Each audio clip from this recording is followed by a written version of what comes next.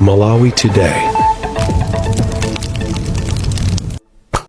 Ana ophunzira apa sukulu ya Mchisi Secondary imene ndi sukulu yogonera komweko atumizidwa m'makwawo ndipo ayitanidwa zinthu zonse zikakhala kuti zili m'malo mwake.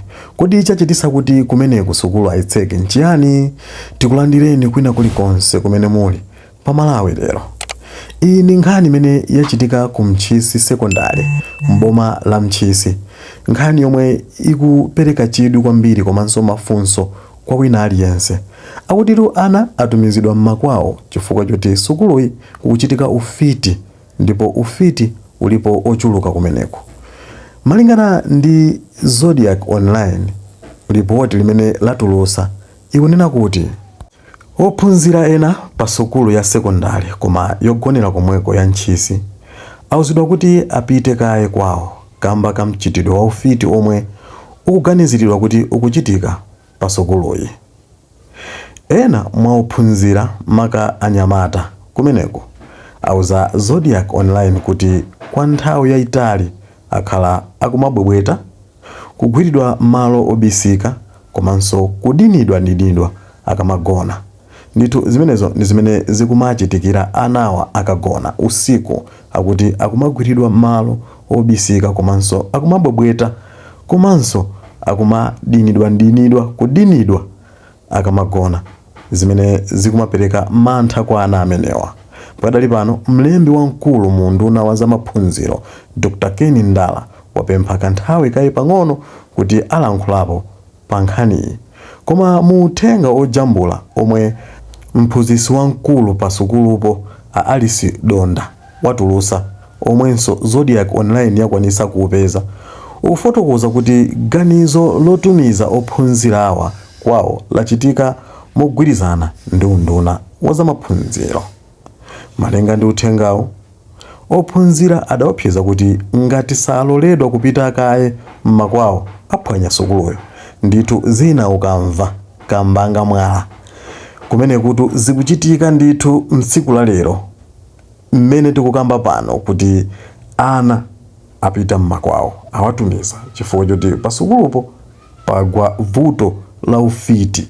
Ena amanena kuti ufiti kulibe, ndipo m'malamulo a dziko lino sanatsimikize zoti ufiti mdziko muno ulipo, ndipo amatsutsa nkhani imeneyi yokhuzana ndi ufiti. Koma mchilungamo chake ambiri timadziwa kuti ufiti uliko ndithu, ndipo izi ndi zimene zapangisa kuti sukulu iyi ayiseke malingana ndi zamasalamusi kapena kuti zamatsenga za ufiti zimene zikuchitika ku Mchisi Secondary. Ndithu nkhani imene tinakubwereserani padakali pano imene ikungochitika kumene ndi imeneyo. Tiuzeni maganizo anu mu comment section tikambirane za nkhani imeneyi pamalo pano.